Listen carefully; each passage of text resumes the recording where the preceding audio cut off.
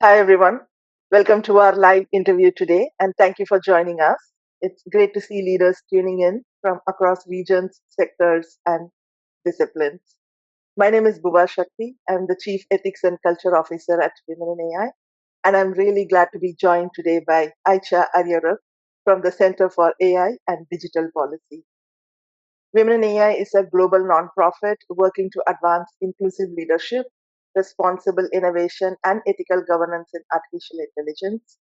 We are a team of volunteers spread across 160 plus countries, and I cannot do what I do without my team's support every single day. In my role as the Chief Ethics and Culture Officer at Women in AI, I focus at the intersection of ethics, culture, and leadership accountability globally across every country we operate. Much of our work centers on helping corporations and C suite leaders navigate AI transformation, even when AI is not their core business, and supporting startups in embedding governance, risk, and compliance early so AI readiness is built in from the start. We see firsthand how ethical AI decisions are shaped as much by culture and judgment as by technology. I'm delighted to be joined today by Ayca Ariyoruk, a global policy strategist and cross-cultural ethics advisor on artificial intelligence. Aycha is a senior fellow at the Center for AI and Digital Policy, where she contributes to the AI and Democratic Values Index, assessing national AI strategies across 80 plus countries. Her career spans international policy, public diplomacy, and global governance with experience advising institutions including UNESCO, the OECD, and the European Parliament. I titled our conversation today as Ethical AI in a Fractured World: Power, Policy, and Culture in 2026. As we start a new year, AI governance is becoming more complex, more geopolitical, and more culturally sensitive. National strategies are diverging, regulatory expectations are fragmenting, and ethical decisions increasingly carry implications for democracy, security, and human rights. Today's discussion is about understanding those shifts and what leaders need to pay attention to now as AI continues to scale globally. Let's get started. Hi, Acha. Welcome. Hi, Buva. Thank you for having me. Thank you to Women AI for organizing. Thanks for joining us. Now, I want to start us with as we entering 2026, AI is no longer just a technical issue. From your vantage point, how has the global conversation around AI ethics shifted in the past year, and what feels fundamentally different right now? I think a year ago, AI ethics was still treated as a discussion of future oriented risks. The promises were very outlandish. It felt like we were faced with this all knowing, all powerful, godlike intelligence that we couldn't explain, yet we had no choice or agency to put our blind faith into it. And I think a year later, a year ago, AI felt like a religion, and I think a year later, we're back to reason. And the reason for it is AI has moved from labs into our daily lives. The risks are no longer theoretical. We have a more realistic view of its applications. We know the limitations as well as the trades-off that we're faced with. For instance, it has moved into elections. There were numerous ways in which deepfakes and poisoned chatbots have tried to influence election outcomes last year, including in Argentina, Australia,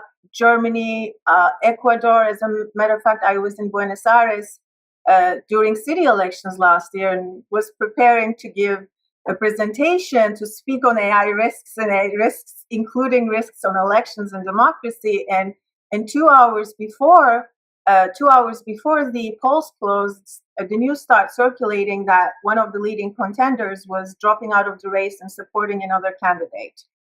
Later, we found out that it was a deep fake. Now, these were instances where the intentions were there were intentions to be harmful, but there were also cases where, for instance, in Netherlands, where citizens were engaging with the chatbot to get advice on to find information on candidates, and later the Dutch authorities made tests, and these tests revealed that these chatbots were giving biased recommendations. So they weren't intended to be harmful, but they were inherently harmful because of the inherent bias in the model data sets. AI has moved into the courts. As of December, 65 copyright lawsuits in the US alone.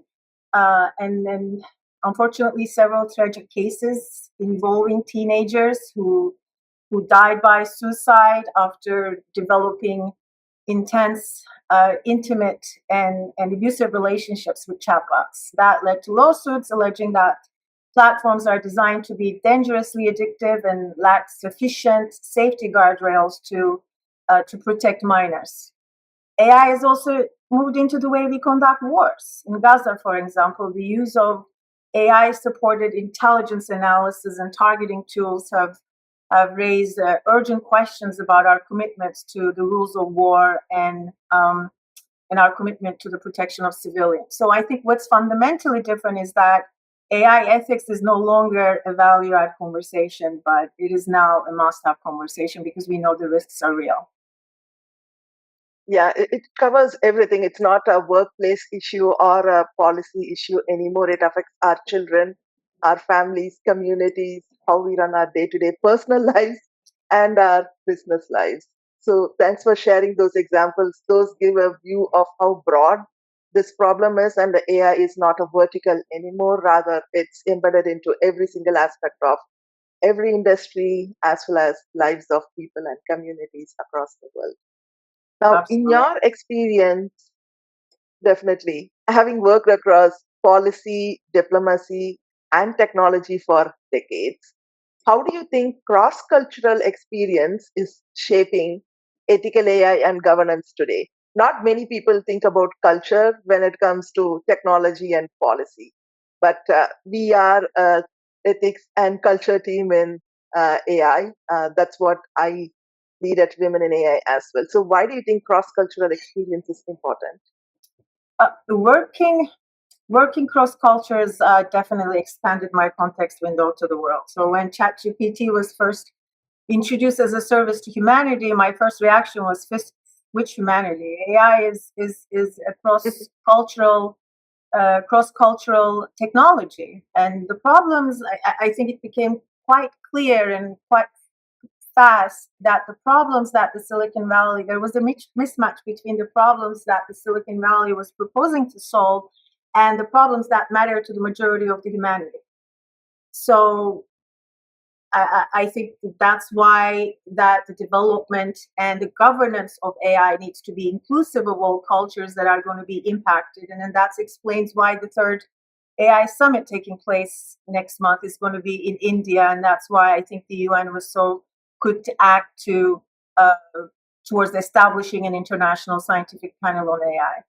Now, I am trained in a field that some might feel quite antiquated in our current climate, the field of diplomacy. But if it has taught me one thing, is to never overlook the political context of regulatory intervention. A regulatory intervention, for instance, to protect elections in one country, say if that country has free and fair elections, versus a regulatory intervention to protect it in a country where there's no free and fair elections, might have different results. In one place, it can be empowering to the voters. In another place, it can infringe in their rights to speech and expression. So cross-cultural context is always is important. Yeah, and more importantly, when we are building all these AI models, that's going to affect every aspect of life and business. If it's not culturally sensitive, you can't just build one model and deploy it across the world where we have so many cultures and people backgrounds and expect it to work equally, right? So definitely, it's really important to take into account the cross-cultural sensitivity in addition to the ethical aspects of AI. And I also know that your organization has developed the AI and Democratic Values Index. You worked quite a lot on that. It's becoming a key reference point globally also. what were the most important findings from last year's index? And from that list, I want to know what surprised you the most. I think most people want to know if AI adoption is accelerating faster than governance capacity. At the center, we focus specifically on governance capacity, not diffusion. We rank countries based on whether they have laws and oversight bodies and enforcement mechanisms. We look at governance, but not just any governance. Governance aligned with democratic values. So we ask the question not whether the country has a national AI strategy, but whether there is a meaningful process in the country established by law for the public to participate in the decision, in the development of that national AI strategy. So that's why countries like Canada and Korea and Netherlands ranked high last year in our index. It wasn't just about innovation; it was just whether about people have legal protections, avenues for redress, or institutions capable of supervising AI systems. If you look at AI diffusion, the use of AI, the picture can be a little different. In research from Microsoft shows that adoption strongly correlates with GDP, and there's no surprise there. Infrastructure around electricity, connectivity, and computing power, these are all very much related to the adaptation of AI. And on that front, countries like United Arab Emirates, Singapore lead globally with diffusion rates near to 60%, and United States is closer to the high 20s. So what we're seeing is essentially two speed worlds. Some countries are advancing quickly in AI, and while others are building stronger governance foundations, and those two curves don't always move together, and that's where the tension is. But what's encouraging and surprising, might be surprising to some, is the level of policy mobilization. I mean, don't take my word for it. Look at our index, and it's 1,000 pages, 6,000 footnotes, and the question people ask whether governance can keep up with the pace of innovation. Democratic policy making is by design takes time. It's participatory. Technology companies can deploy systems overnight, and they can make decisions. Their text-to-use decisions are almost feels like sometimes like decrees. They're final and fast. But building legitimate governance requires consultation, lawmaking, institution building, investing in skills and expertise. So, in the big picture, AI diffusion shows who's adopting fast, but governance capacity gives us a signal as to who's preparing to stay in control. And you can't succeed in the long run until you're in control. So, yes, there is an asymmetry in the speed, but considering the speed which governments around the world have begun AI governance frameworks, I think it's extraordinary.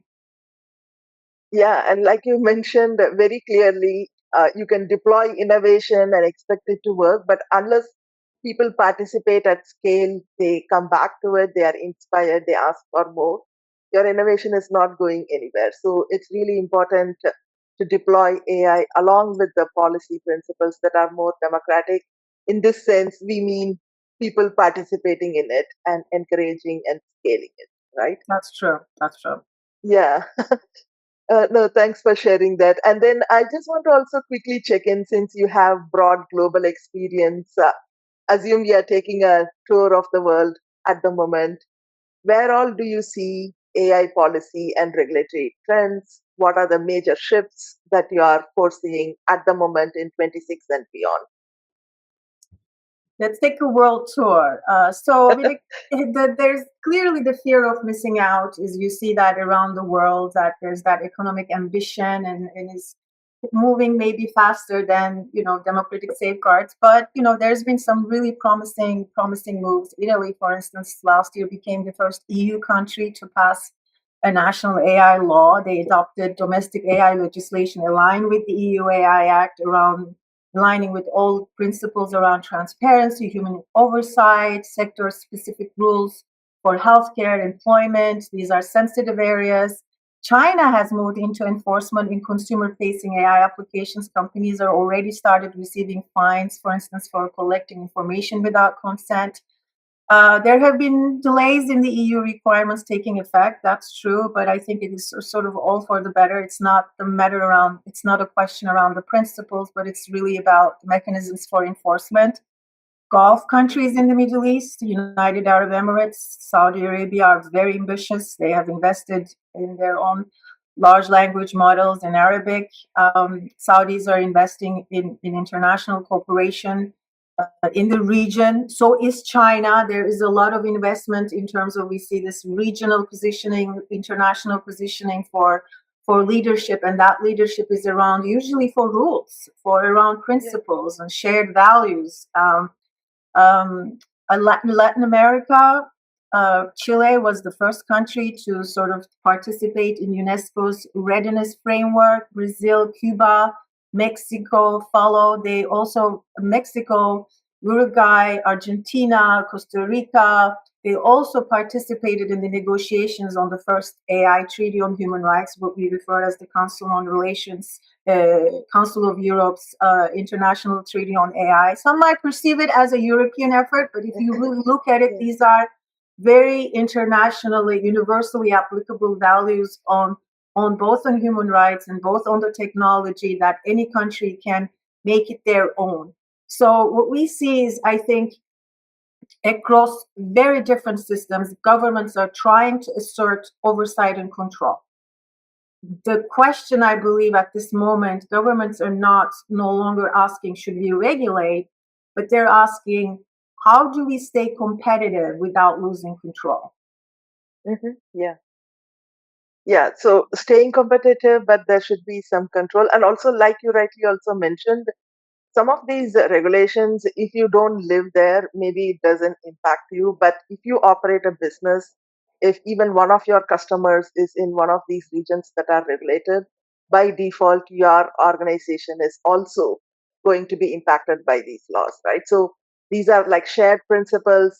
It's really important to pay attention to all the areas of business where you operate, even if it is a single customer, partner, or a stakeholder that's in a different country. That is a different type of regulation that you don't follow at the moment. So, great tour of the world. And while I we are might, talking about all, if go I can ahead. just add something to your point, I actually spoke to an executive a couple of weeks ago in a company that they've invested quite a bit of money in developing their sort of own secure note-taking uh, product, let's say, and they made the assumptions that, it's a US based company, and this product had the feature of providing some sentimental analysis as to the participants' quality of participation and their mood and behavior. Now, we know that when we're dealing with human behavior, that's when the AI seems to not deliver good results, and they can be biased, and which can act in discriminatory actions and so on, and these are considered high risk. And little did they think about was that when they use this, meeting summary platform in their wider conferencing, video conferencing platform, that they would be meeting with their European clients, and so Yeah. they couldn't roll it out. It just sort of like that. They had to go back to the drawing board, and I think that just kind of speaks to the point about, it's kind of hard to isolate ourselves now in terms of, when you develop a product, and are you going to stay in this particular state in this country? So it's helpful to think about the cross cultural implications. Yeah. And regardless of across countries, even between states, right? Two states may have different views of how they view the regulation, and that's why instead of going back to the drawing board after you build a product and launch it in the market, it's really important to consider ethical AI and cross-cultural implications while you are designing the product, so you can easily scale when there is a need, be it in a individual capacity or a business capacity, right? That's the impact. And then if you're trying to go to market very fast, then obviously when you go back to the drawing board, you're going to lose customers, lose business, and time is running out, and you have budget issues, right? Yes. Yeah. And while we are talking about all those countries, I just also want to check in. Now, a lot of countries are also talking about ethical AI, but each one has a different definition of what ethical AI is, which again underlines the point cross cultural sensitivity within their region. They all have different implementations, it varies widely. Where do you see the biggest gaps between stated principles that are in theory in writing and actually practicing ethical AI within the implementation?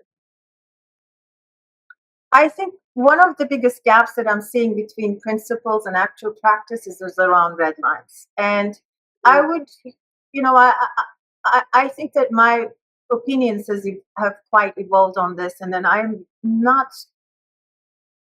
seeing more convergence than divergence at the moment. I think that ethical principles that we have established around transparency, accountability, human oversight, these are almost universal at this point in terms of if you're really thinking about responsible AI from design to deployment into entire AI lifecycle. And if you take this from any culture, from culture to culture, through the implementation stages are going to be different based on those countries' individual laws. But it is one of those moments where AI really pushes countries towards that international in a space where they have to internationally sort of international the space of cooperation. And Mhm. in terms of the gap, based on what has been said and what has been done, I think the biggest gap is around red lines. We also established there's also growing consensus around the most important risks, where the risks are. I mean, first of all, there's existing laws around discrimination that we do not want to implement AI in a way that can be discriminatory towards people and can infringe on their human rights. These are undermining their rights, individual rights, political and civil rights. These could be rights to their access to healthcare, employment, education, financial services. I mean, these are kind of things that, we're having, even in the United States, we have existing laws against this discrimination. So there are also sort of consensus around the bigger risks: engineered pandemics, widespread disinformation, large-scale manipulation of individuals, children. And whenever there is systematic human rights violations, those are seemed as always leading to bigger problems. So there is, when we look at the frameworks, the declarations, the policy statements, the strategies, we are seeing convergence on what we need to do in order to deploy responsible AI. We are seeing convergence on what the major risks are. The countries usually agree that there's certain things that we don't want to risk. Yet we are at that stage of passing laws to implement and enforce those things and to translate those into actionable policies. So, and I'm hoping that we will see more of that this year. Yeah, and great point in terms of though there is divergence in thought, in principles, we see convergence in actually many regions are trying to implement with ethical AI and cultural AI. Maybe the pathway is different, but the objective kind of seems to converge. And to your earlier point on the discriminatory aspects in algorithms and models and responsible AI adoption, there is also something where it's not that data is corrupt in historical scenarios. Sometimes data doesn't even exist, which means how are you going to build a model that's going to be more inclusive? So it evolves into a ethical AI and a cultural AI discussion when there is missing data, even when you don't want discrimination in your principles. That's true. Yes.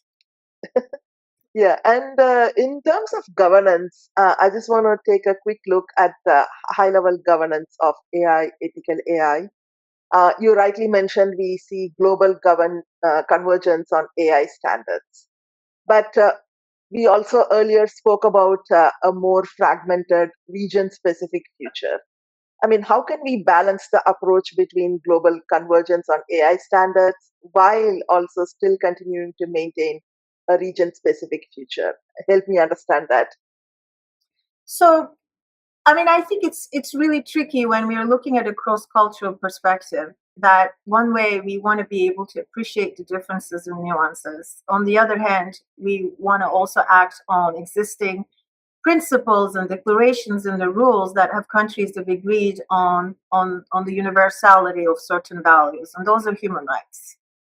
Yeah, And when you speak to the people, it's usually the people will not contest with you whether there are cultural exceptions to their rights. They will not contest with you regardless of their passport. They have a right to dignity, and they have a right to defend their rights in a court in a due process, and so on and so forth. The leaders might be say, okay, we need to have cultural exceptions. And I think this is where we need to be careful in terms of just like national security exceptions that the politicians might be tempted to, some politicians might be tempted to make cultural exceptions and or go into cultural relativism and this is not, this doesn't apply to us. But at the center, that's why we focus on human rights, on the universality of human rights. If we take that as a compass, it's fail proof. If we just simply ask the question, yeah, what's going to be the impact of this decision, of this product, of this service on human rights, a simple human rights impact assessment. So those are the universality aspect of it. And even if I, look at the United States, this fragmentation between states is not good for innovation. So I am I am seeing it more as a piecemeal rather than fragmentation. If you look at across the United States, different states passing New York, California, Texas, Ohio, taking some have more comprehensive laws, some have laws that are touching on different aspects, maybe on deep fakes, maybe on access to maybe it's about unemployment, maybe it's about transparency requirements, maybe it's about deep fakes or protecting likeness. And what it is they all complement each other. They all together, if you put them all together, they can make a national law. But because the states are willing to act in different speed and different contexts, that it's not, and there's lack of national legislation, which would be great if there was a national legislation. But I don't see them as fragmentation. I just see them as piecemeal, which is mm, costly. But it's democracy. It's messy. The states are sort of like the experimenting. They're figuring their ways out. They are the states, the constituencies are very connected to the lawmaking, and hopefully that will lead to in the future a more comprehensive national legislation, which we need, which will really reduce, which would be the most efficient way to go about supporting innovation and getting rid of unnecessary bureaucracy just to have one comprehensive national legislation. But I think that we reached a point that there is strong consensus within the countries, within the United States, uh, within the regions, within the globe, as to what are the risks are, and what do we need to do in order to exert oversight and control over these technologies, and how we can protect our citizens. yeah. The universality of human rights is something that's kind of common, right? So fragmentation could exist between states, countries, regions, cultures, but at least if we can start with human rights, basic human rights, then You will not probably go that's a wrong. good place where Yes, you will not everyone's go. gonna. You which country, which state, if your moral compass is human rights, if you just sort of ask that your question, you won't. It's fail proof in my opinion. Yeah, so we have a framework that all of us can align on and get started and probably customize it as needed for our own needs as we evolve. Mhm. Now, looking at the technical side of AI, what are some AI trends you're watching more closely this year? And are there any trends within this list that suggest more ethical aspects, more ethical questions we are likely to face in this year? I will tell you what I am watching, and I will also tell you what I am no longer going to be watching.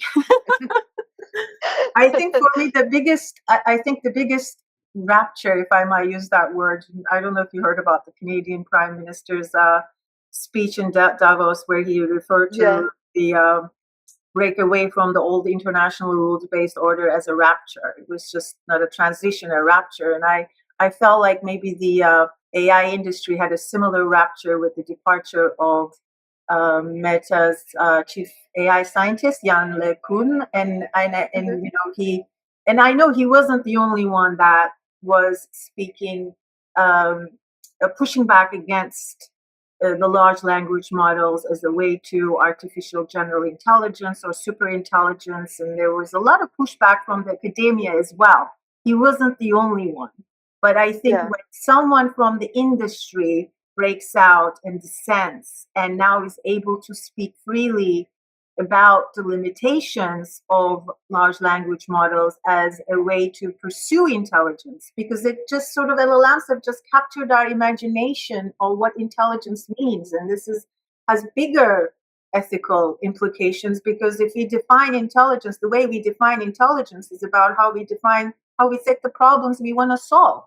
And from the beginning, this very reductionist view on intelligence was very problematic for someone like me who has a background in social and political sciences.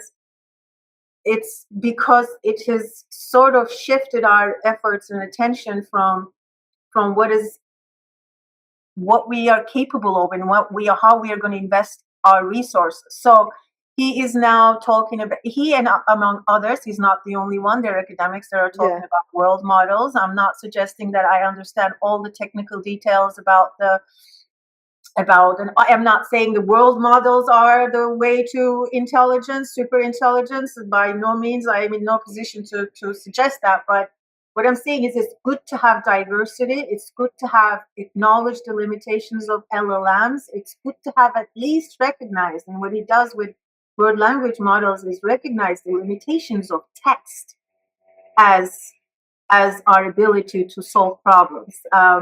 I think he said that current LLMs are trained on text data that would take 20,000 years for a human to read, but a 4-year trial has already seen 50 times more data than the biggest LLM. So this just shows that text is a very limited uh, way, a modality to learn about the world, because we have more senses. I think with world models, what they're doing is now focusing on the environment, on the physics, on the interaction with the space, perhaps with energy, focusing on energy, how energy can lead us to solving problems or learning. uh, the way that we learn, we have several inputs. I mean, as humans, we have several sensors to bring inputs, to bring data, and we're not even getting there to think about our instincts, our intuition. These are all part of our human intelligence. So I really welcome that. I'm really excited about the fact that we are not just talking about LLMs and sort of that whole scaling laws has been, I think, put to rest. So I'm very excited about seeing where the discussions around. I'm excited about seeing a much more nuanced discussion around the whole of intelligence, not just the AI, just putting AI into context. What I won't be watching is really AGI. I feel at this point that those discussions are really about technical capabilities. It really doesn't do justice to the way that, uh, in the bigger sense of things, is what humans are capable and what kind of problems we can solve with our human sensibilities and behaviors that are not just codable. And I won't be concerned about whether AI is sentient anymore. I think I've come to a place where I've put that to rest. I mean, there was some recent papers about cloud, whether it's sentient, and the question is there a 1%? If there's a 1% chance that AI could be sentient, should I be worried about AI's feelings? And I think what I want to focus on is that I know with 100% certainty that 100% sentient humans, 70,000 of them have died in a war last year in Gaza that could have been prevented. 400, nearly 4 billion people who I know 100% sentient, and I know it with 100% certainty, still lack access to the basics of AI ecosystem, the electricity, the compute, the energy, the internet. I want to focus on sort of the sentience that I know with 100% certainty, and that they're 100% sentient. So there goes my human rights perspective there. Yeah, like focus on people who are already here, enable them with capabilities, being more inclusive, leverage their knowledge and wisdom, and what makes us human, more importantly, like you mentioned, the senses, the intuition, the context, the environment. So, why we are not focusing on enabling everyone while we are trying to progress on some of the AI aspects. So, really glad that we are able to talk about it today. Thanks, Ajay. And I want to go into looking at the next 6 months. We spoke about some trends that you will focus. You also really clarified what you will not focus. Now, let's take the next 6 months specifically. What key events, policy decisions, or inflection points should leaders be watching closely? I mean, I think there are key events that are coming up. There's the AI Summit in India. There's the International Mm, Association for Safe and Ethical AI conference in Paris. There's a very, I think, important conference that the responsible AI in the military domain. That's also happening next month in Spain. I'll be following as to how does the UN is going to come to resolve this in the midst this financial crisis, the budgetary crisis that they're having because they've lost a lot of funding from the United States. Is going to come about putting this international panel on international scientific panel on AI and the global dialogues. I think these are going to be, some people view these as talk shops, but I think, as I mentioned, that's part of the process. Inclusivity takes time, and how they're going to evolve are going to be, I think, worth watching. mm. Key events in terms of key events. Yeah, no, definitely. And how about some policy decisions or inflection points that we can inform our leaders who are watching us today? I think the geopolitical rivalry is splitting into every aspect, and it's creating some uncertainty in terms of the direction of the regulation. Mm, But behind the noise, just looking at all the signals that I've mentioned that we've done in terms of our research as where the policy consensus is heading, I think that I wouldn't, I wouldn't be too worried about the delays in the EU AI Act and whether this is going mhm. to, change the course of regulation. I think as ambitious as Europe is now, is having that moment of realization that it might be on its own and it needs to invest in its own defense, and it needs to invest in its own sovereign AI. We can talk a little bit more about what it might or it might not mean. But I do think that we are on a steady course, one way or another, that the regulation is going to keep up. I think one of the things that might be important for the leaders to really watch out is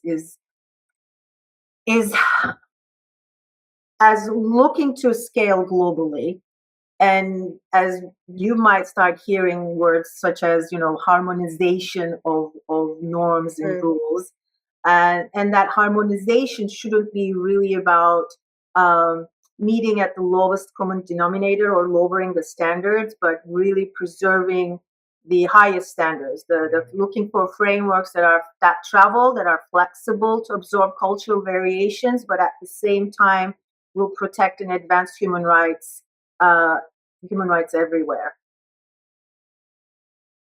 I think so. Like, regardless of the divergence, we come back to converge on the same topic, which is human rights and enable existing human population Yes, equally while we are trying to innovate for the future.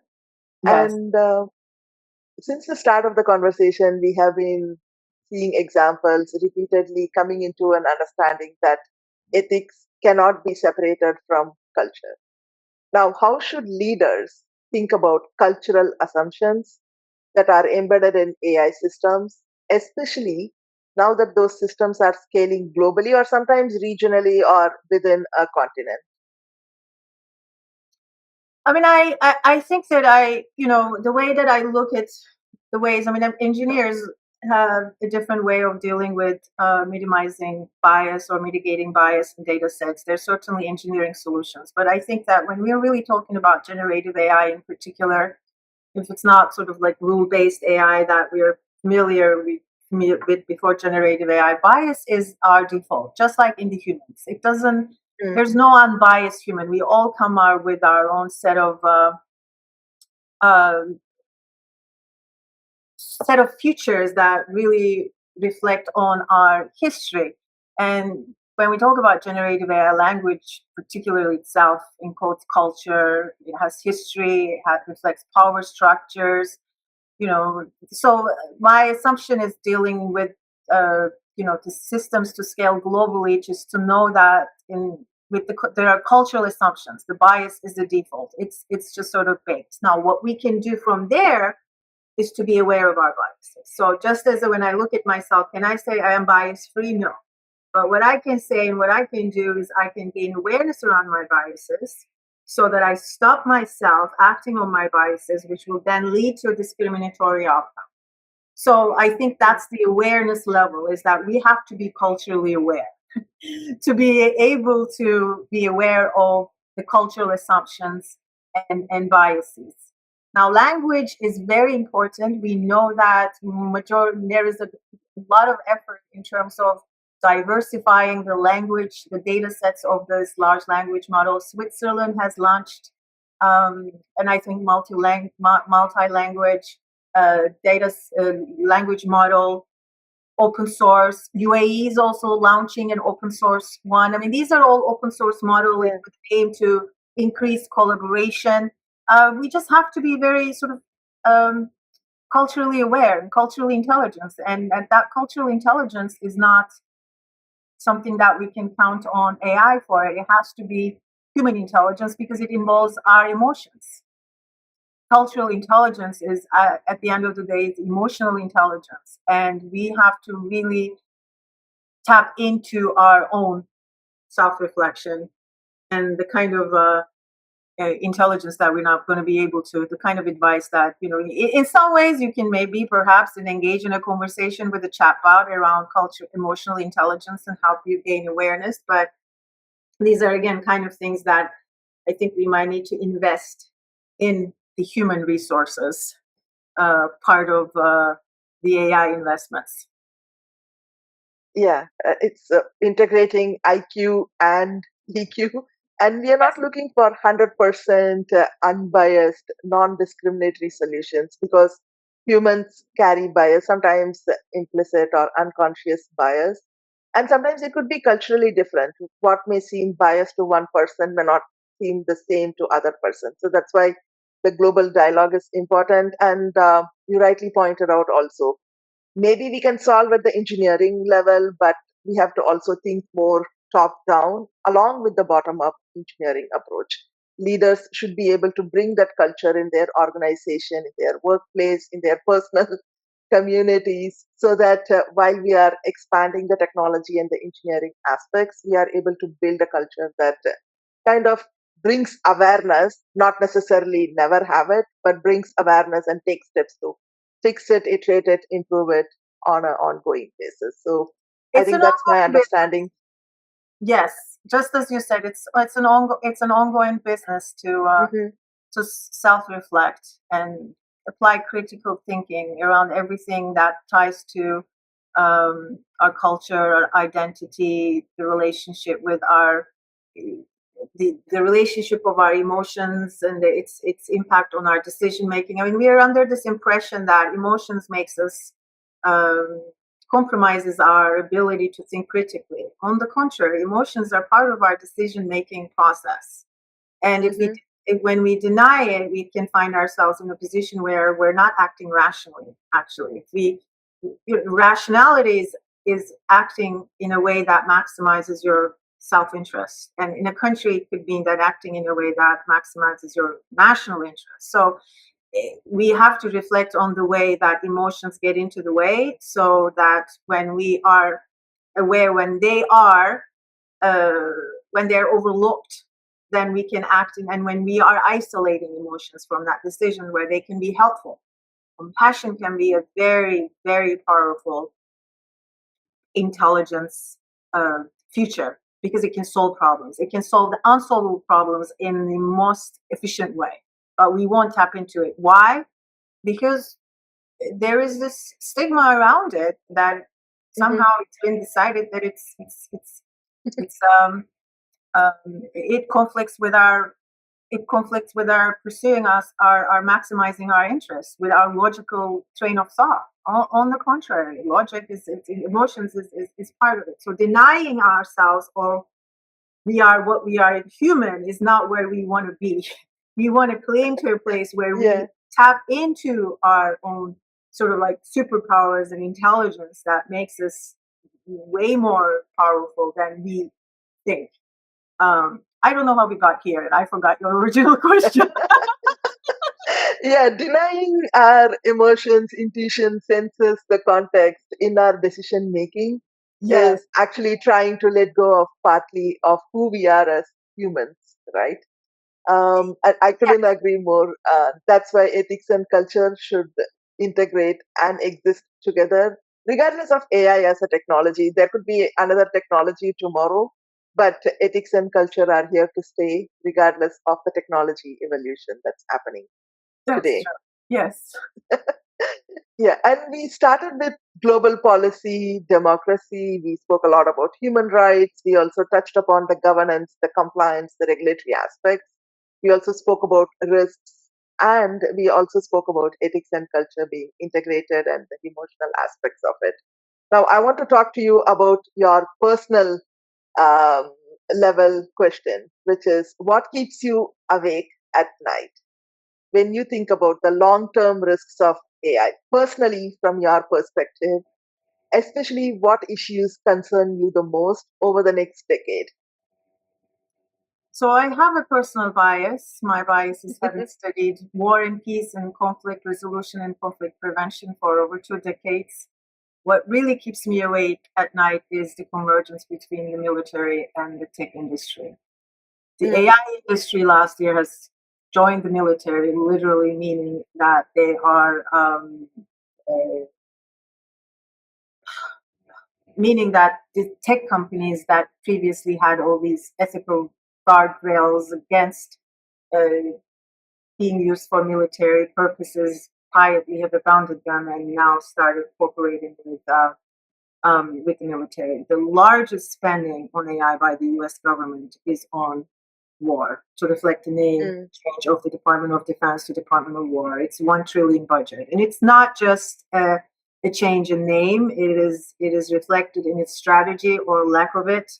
The kind of money that is being spent that has no accountability, and we're talking about limited accountability, national security exemptions being made, and at the same time we're talking about a technology in itself inherently designed for lack of accountability.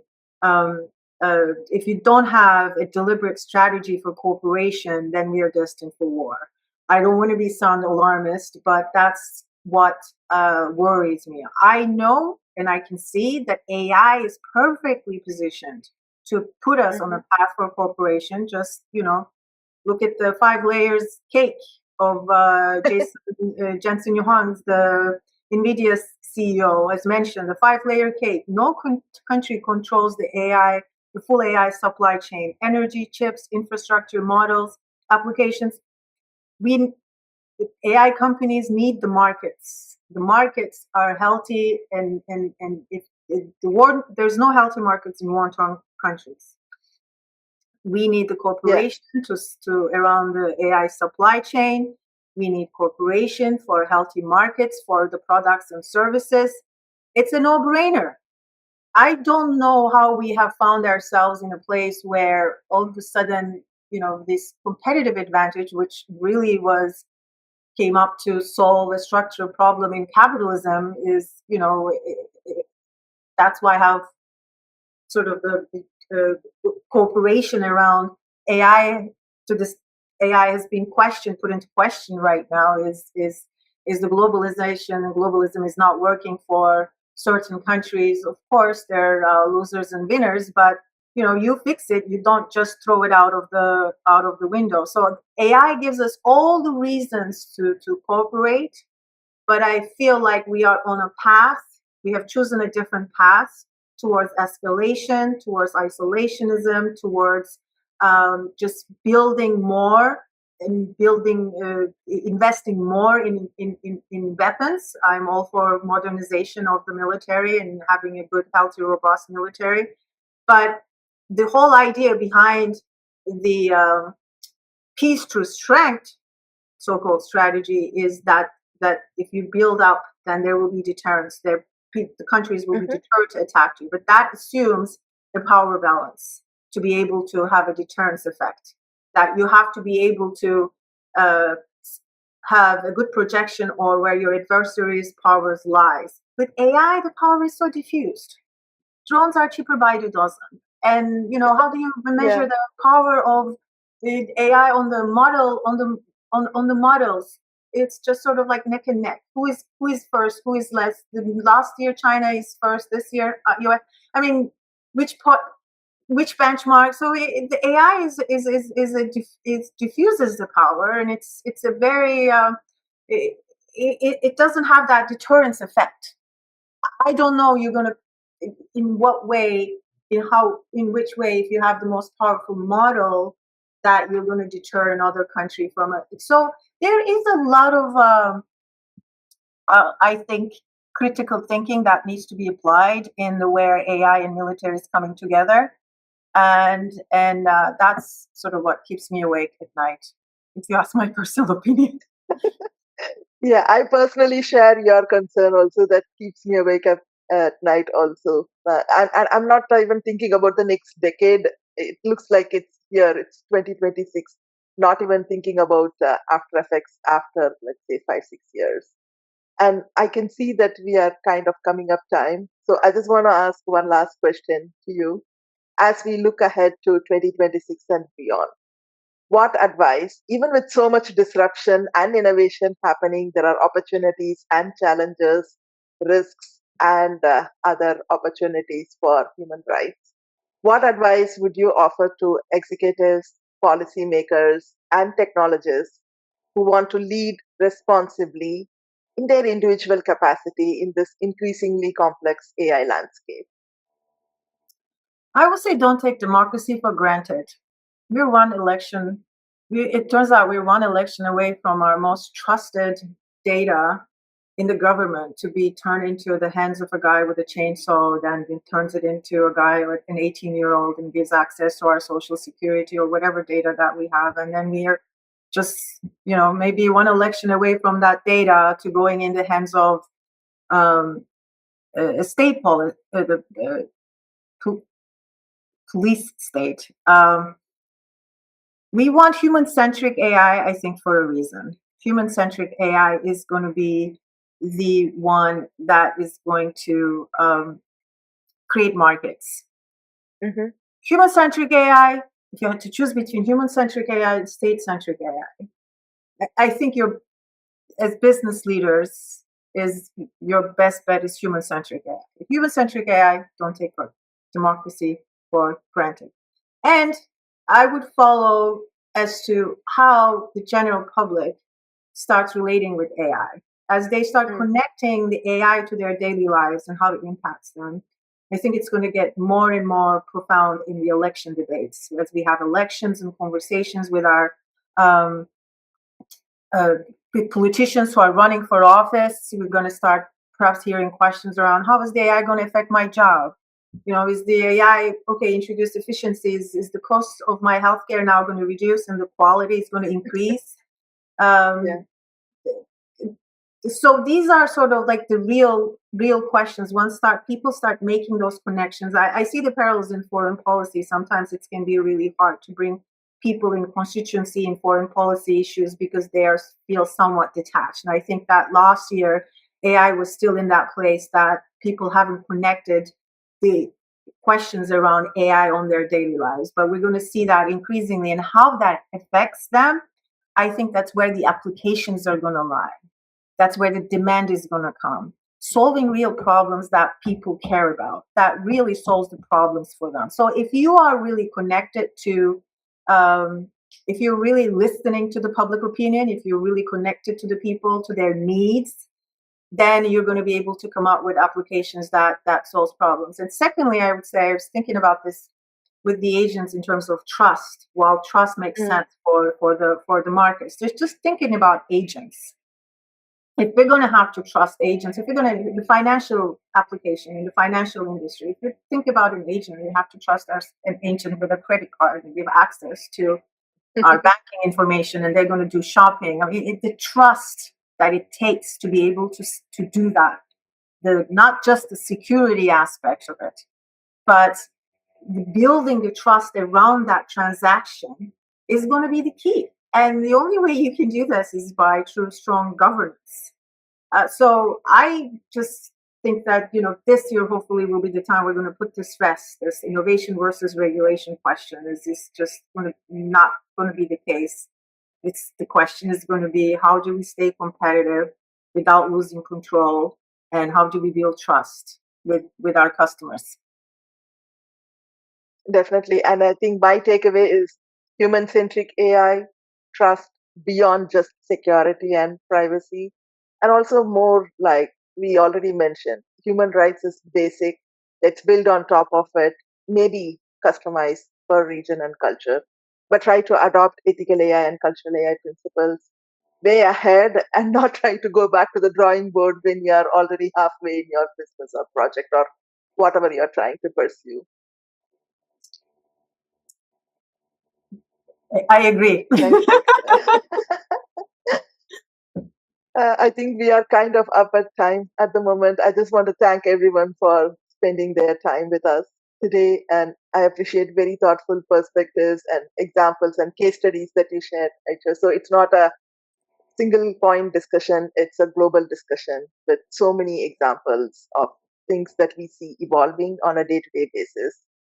I just want to invite our audience to connect with us on LinkedIn. We are always happy to engage offline, respond to questions. If you have suggestions on topics or voices you'd like to see featured, do reach out to us. We host these Women in AI conversations once a month, bringing together global experts on ethical AI, culture, policy, and leadership. Please keep an eye out for the next month's topic and guest, and do sign up when registrations open up. Thanks again for joining us and being part of this global dialogue. Thank you so much, Ayca, for taking time and sharing your knowledge with us. Thank you, Buva. Thank you for Women AI, and thank you everyone for joining. Thank you, everyone. See you then.